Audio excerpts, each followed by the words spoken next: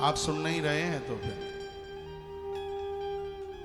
बात मत कीजिए, सुनिए, ये सब बातें आपके काम आएंगी।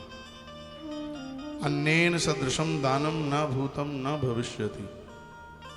किसी भूखे को भोजन कराना इससे बड़ा दान, इससे बड़ा पुण्य पहले कभी हुआ नहीं है और आगे कभी होने वाला नहीं है। राजा मूरतध्वज का नाम अजर अमर हो गया।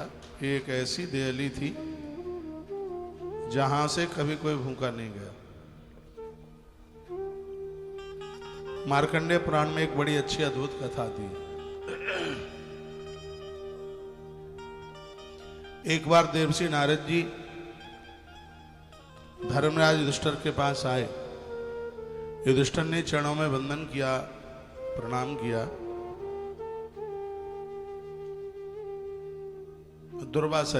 दुर्वासा जी आए, चरणों में वंदन प्रणाम किया। युधिष्ठिर ने कहा, गुरुदेव और आप कैसे हैं? दुर्वासा जी ने कहा, मैं बहुत भूखा हूं, हमारी भोजन की व्यवस्था कीजिए। और ये बड़ा भाग है, कोई साधु ब्राह्मण आके ये कह दे मैं भूखा हूं, मुझे जमा दीजिए। ये जन्म जन्म के पुण्य इकट्ठे हों तब ही ये मौका मिल सकता है। कोई ये कह दे कि मैं भूखा हूं, हमें जमा दीजिए।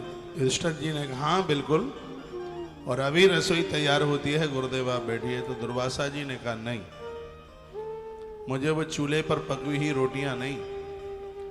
ये धर्मराज युधिष्ठिर, मुझे वो फल चाहिए, वो फल का रस चाहिए पीने के लिए, जो वृक्ष तुम्हारी हाथ की हथेली के ऊपर उगा हुआ हो।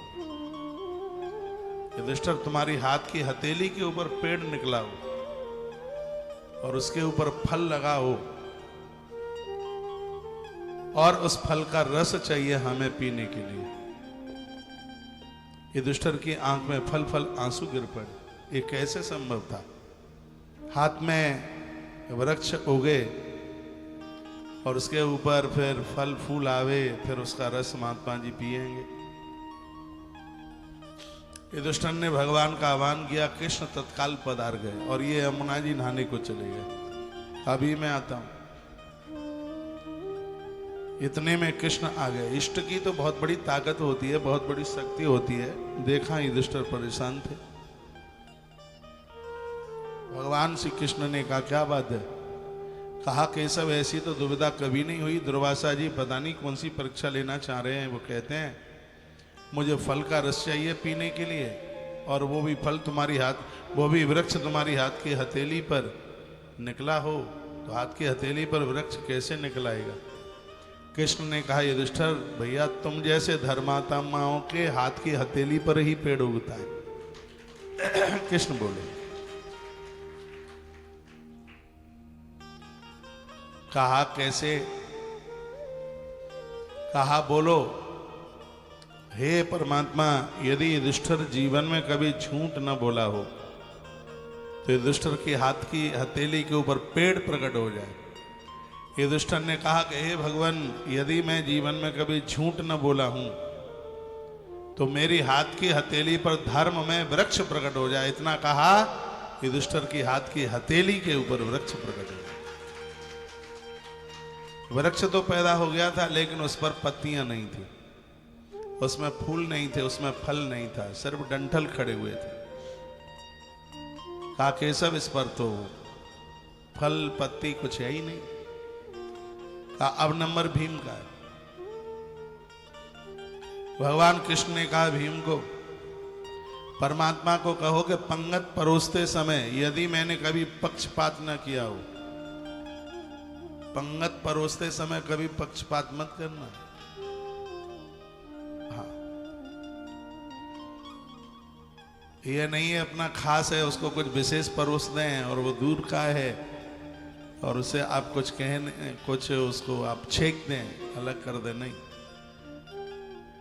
तो जैसे ही कहा भीम ने कि भोजन परोसते समय यदि मैंने किसी का पक्षपात नहीं किया, भले ही मैं कितना भी खाता हूं, यदि मैंने दूसरे का भाग ना खाया हो तो शीघ्र ही इस धर्म में वृक्ष के ऊपर पत्ते चल करके आ जाएं। जैसे ये कहा उसी समय पेड़ के ऊपर पत्ते आ गए। पत्ते तो आ गए, फल जहां लगता है उसकी पहली अवस्था को बौर कहते हैं, बौर। आम के पेड़ पर जो फल आता है उससे पहले फूल तो नहीं आता, बौर आता है उसमें, आता है ना बौर।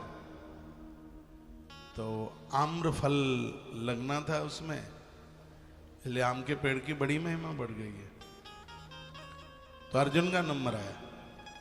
केशव ने कहा पारत बोल दीजिए, यदि मैंने कभी गरीबों को न सताया हो तो इस वृक्ष के ऊपर बौर आ जाए। जैसे ये कहा तो पेड़ के ऊपर बौर आ गया। अब आया नकुल और सहदेव का नंबर। केशव ने कहा कि बोल दो, यदि हमने कुंती माता और माद्री माता में कभी अंतर न समझा हो, अपने इन तीनों भाइयों को युधिष्ठिर, अर्जुन, भीम, इनको कभी दूसरी माँ का बेटा न माना हो, तो शीघ्र इस धर्म में वृक्ष के ऊपर फल चल करके आ जाए। इतना कहा, पेड़ के ऊपर फल तैयार हो गया। फल तो आ गया था लेकिन उसमें रस नहीं था अंदर। अब द्रौपदी का नंबर आया। भगवान श्री कृष्ण कहते हैं, द्रौपदी ये तुम्हारी भी अब परीक्षा है, तुम्हें बोलना होगा मेरे 5 पति पांडवों के अलावा यदि मेरी आंख में कोई पराया पुरुष ना बसा हो तो इस फल के अंदर रस भर जाए। द्रौपदी ने जैसे ही कहा, हे परमात्मा, यदि मेरी आंखों में मेरे 5 पतियों के अलावा कोई दूसरा पुरुष ना आंख में बसा हो तो शीघ्र ही फल के अंदर रस भर जाए। जैसे ही द्रौपदी ने इतना कहा, उसी समय युधिष्ठिर की हाथ की हथेली से वृक्ष ही गायब हो गया। ताली काय को बजा रहे, पेड़ ही गायब हो गया, धर्म में वृक्ष गायब हो गया।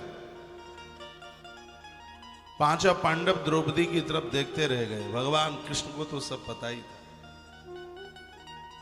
भगवान केशव ने कहा, द्रौपदी ये क्या हुआ है? तुम सती हो, तुम पतिव्रता हो, तो इसका मतलब है कि तुम्हारे पतियों के अलावा कोई पुरुष तुम्हारी आंख में आके बैठा है जिसका तुमने चिंतन किया है। क्योंकि पराये पुरुष के ही द्वारा स्त्री का धर्म में वृक्ष समाप्त होता है।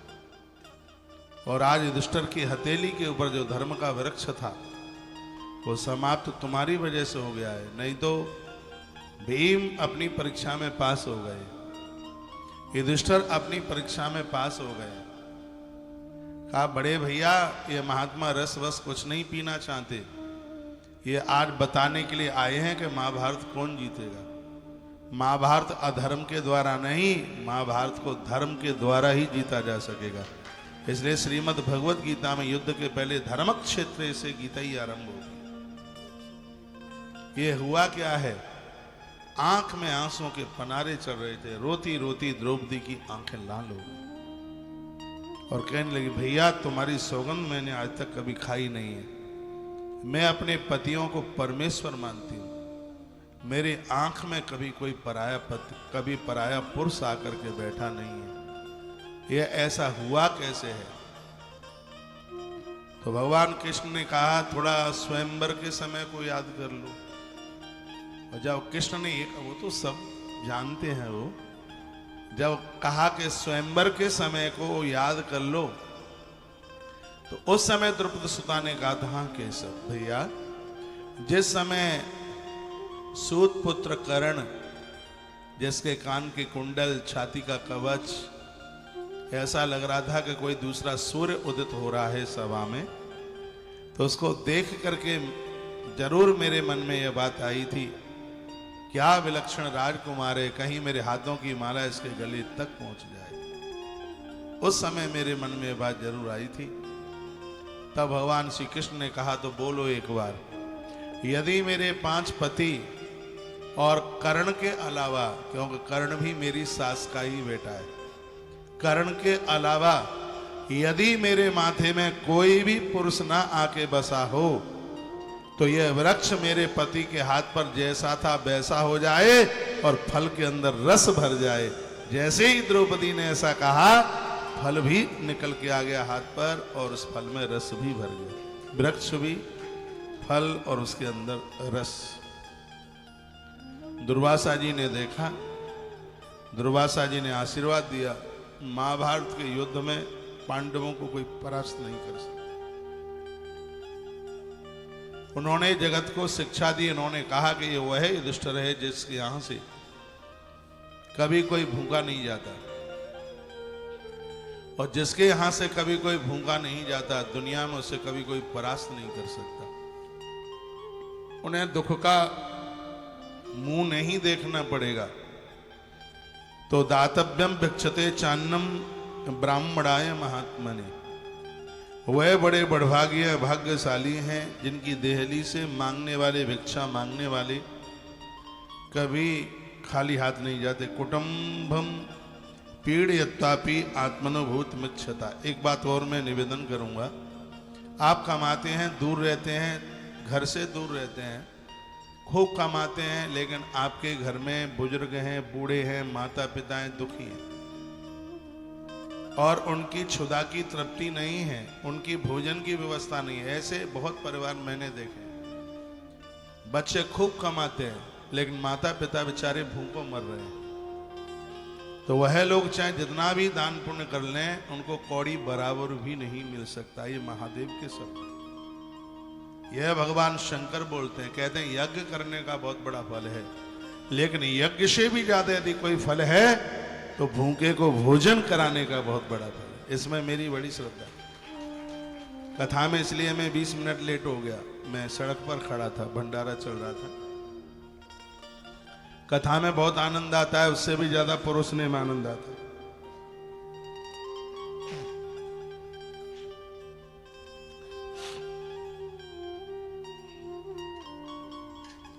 कथा ये सिर्फ मेरे लिए नहीं है, आप सबके लिए। आपके घर में 5 मेंबर रहते हैं,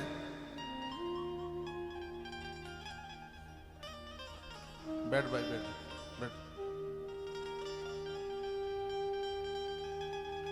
तुम्हारे घर में 5 मेंबर है, जहां घर में 5 लोग भोजन कर रहे हैं और 5 की जगह पर तुमने इतना बना लिया है कि उसमें 7 भी कर जाएंगे तो तुम्हारा 5 पैसा भी ज्यादा नहीं लगेगा। कभी भी आजमा के देख लेना, इतनी बरकत होगी। आपने 7 लोगों का बनाया है और आपकी भावना है कि 5-4 लोग और इसमें एक्स्ट्रा फालतू जिम लें, आपका 1 रुपया भी ज्यादा नहीं लगेगा, क्योंकि जिसके अंदर उदारता है जिमाने की, उसमें बरकत बहुत होती है, भारी बरकत होती है। कल का भंडारा इतना बड़ा था, वो तो आप जो साक्षी रहे उन्होंने वहां देखा होगा। इतनी बड़ी गौशाला के प्रक्षेत्र में कहीं पाम रखने को जगह नहीं थी। सिंगल आदमी निकल ले, इतना स्थान नहीं बचा। इतना लंबे चौड़े एरिया में पंगतें बैठी हुई थी, इतना जीमा चकाचक मालपुआ बने हुए थे, लेकिन जितना लगा उससे ज्यादा रखा रह गया। वहां सुबह से भीड़ लगी है, लोग कोई पुआ लेके जा रहा है, कोई खीर लेकर के जा रहा है। ये ऐसा क्यों होता है? इसलिए होता है कि जमाने में उदारता है। यहाँ इंतजार किया जाता है कि लोग आवे जीवने के लिए। कल वहां भंडारा चल रहा था और इधर भंडारा चल रहा था। यहाँ द्वादशी का भंडारा होता है। अभी भी सुबह से आनंद हो रहा है। रात्रि को 11:45 बजे तक भंडारा चला। 11:45 बजे तक लोग जीमते रहे, तो भी भगोने मटर पनीर और पता नहीं काय का। सुबह मुझे बच्चा बता रहा था, महाराज जी भगोने पतीले भरे हुए रखे। मैंने कहा अन्नपूर्णा मैया सिद्ध होके बैठी है, गौ माता के चारों चरणों में चारों पुरुषार्थ बैठे हुए, कमी कैसे आएगी? ये लगता है कि कमी आ जाएगी। अरे आपके कनस्तर का आटा कम नहीं होगा। आप इंतजार कीजिए, लोगों का इंतजार करो। आप आपकी देहली पर झीमने वाले लोग आए, इतना सब जगह खर्च कर देते हो। अरे आपकी घर की रोटियां किसी अतिथि का सत्कार बन जाए, भूखे का आहार बन जाए, मुझे लगता है कि आपसे माला माल कौन हो सकता है। आपको जन्म पत्रियां दिखाने की जरूरत नहीं पड़ेगी। जिसके घर से कभी भूखा नहीं जाता, मत्स्य पुराण के बारह पुराण कहता है कि उसके घर में पितृदोष नहीं रहता उसके घर में। और जिसके घर में पूज्य लोग आते हैं, उनके चरण धोए जाते हैं, उनके घर में वास्तु दोष नहीं रहता। खाली जन्मपत्रियां दिखा करके पितृदोष दूर कर लोगे, वास्तु दोष दूर कर लोगे तो कुछ भी नहीं, पैसा और खर्च हो जाएगा, कुछ नहीं होगा। इतने उदार बनिए, आप मेहमानों का इंतजार करते रहे, अपनी ननद का इंतजार करो, अपनी बेटी का इंतजार करो, अपने गुरुजनों का इंतजार करो, वो आपके यहाँ आते रहें और आपको चूल्हा सुलगाने का मौका मिलता रहे। मैंने बहुत समय पहले एक कथा पढ़ी थी और वो कथा बड़ी अद्भुत थी। ये आज रात की तैयारी हो रही है, गोलगप्पे वगैरह बन रहे हैं, ठाकुर जी की शादी है। कल इतने व्यस्त रहे, कल फिर वो टाइम का इतना अभाव हो गया, 8:30 बजे तक मैं यहाँ कथा ही कहता रहा। सब लोग थोड़े थके से भी थे, मुझे छोड़ के सब थके से ही थे, तो लग नहीं रहा था कि आज ज्यादा आनंद आ जाएगा। हर काम यहाँ ब्रांडेड होता है तो भगवान की शादी हल्की कैसे रह जाती। तो आज बहुत आनंद के साथ भगवान का विवाह महोत्सव है, और वो भी आनंद की बात यह है कि आज शाम को वैकुंठ चतुर्दशी लग रही है। मैंने एक वीडियो डाली है वैकुंठ चतुर्दशी पर, 12 बजे वीडियो पहुंच गई है। मैया राम राम, आप बैठे, आप बैठ जाइए, आप बैठे। हाँ? ठीक है, भोजन करके निकलिए। नेमी चंद जी अग्रवाल ये राजस्थान धौलपुर से आए हैं, ये हमारी कथा के आयोजक रहे हैं। बड़ा अच्छा परिवार है, क्रूज यात्रा में भी थे, शायद संघ में बाहर भी थे। ठीक है, यहीं से मत्था टेक लो।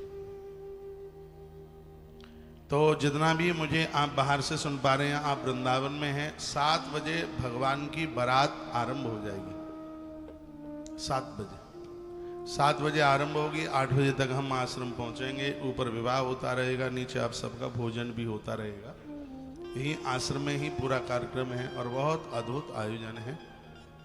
आप जरूर पधारिए। वृंदावन में जहाँ हैं वहाँ से आइए। तुलसी वन आश्रम वृंदावन के परिक्रमा मार्ग में पड़ता है, और आज तो आश्रम को सब जानते ही है। नियर श्याम कुटी, यहाँ बगल में श्याम कुटी है।